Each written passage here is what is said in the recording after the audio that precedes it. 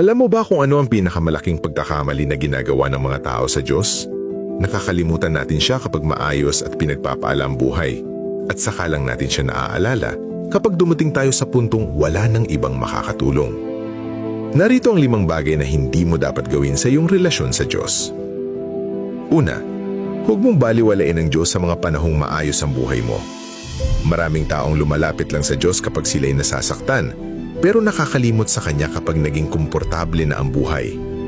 Hindi basta na lang lumitaw ang mga biyaya mo. Ang Diyos ang naglagay ng mga ito sa iyong landas. Kaya kausapin mo siya hindi lang kapag wasak ka, kundi pati kapag pinagpapala ka.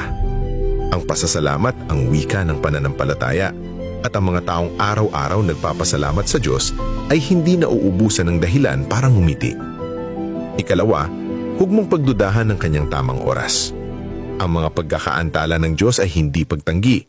Minsan, hindi ka tinatanggihan, hinihahanda ka.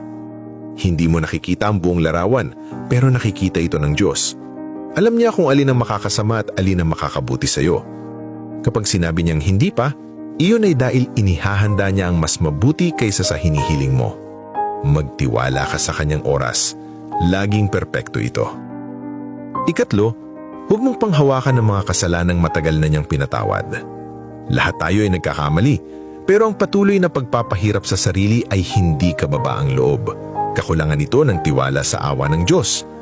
Kapag taos-puso kang nagsisi, nililinis ng Diyos ang iyong kasalanan. Kaya tigilan mo na ang pagdabala ng guilt na matagal na niyang inalis sa iyong balikat. Magpatuloy ka na may panibagong puso at pusong puno ng pasasalamat. Ika-4, huwag kang magreklamo sa mga bagay na ginagamit ng Diyos para hubugin ka. Hindi dumarating ang sakit para wasakin ka, kundi para palaguin ka. Bawat pagkabigo, bawat sakit ng puso, bawat pagkadesipsyon ay nagtuturo sa iyo na umasa lalo sa Kanya.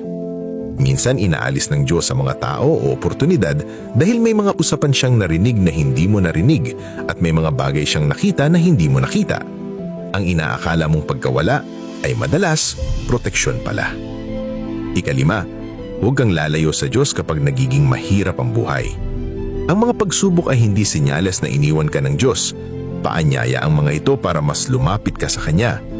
Kahit sa pinakamadilim mong gabi, tahimik siyang kumikilos. Ginagabayan ang iyong mga hakbang, pinatatatag ang iyong puso, at inihahanda ang daan palabas. Lumapit ka sa Kanya. Huwag lumayo. Ang pinakaligtas na lugar sa mundo ay ang presensya ng Diyos. Kung tunay kang naniniwala sa pag-ibig at gabay ng Diyos, mag-comment ng "Ang Diyos ang aking lakas" at ibahagi ang mensaheng ito sa isang taong nangangailangan ng pag-asa ngayon. Pagpalain kayo ng Diyos ng kapayapaan, proteksyon at pananampalatayang hindi matitinag.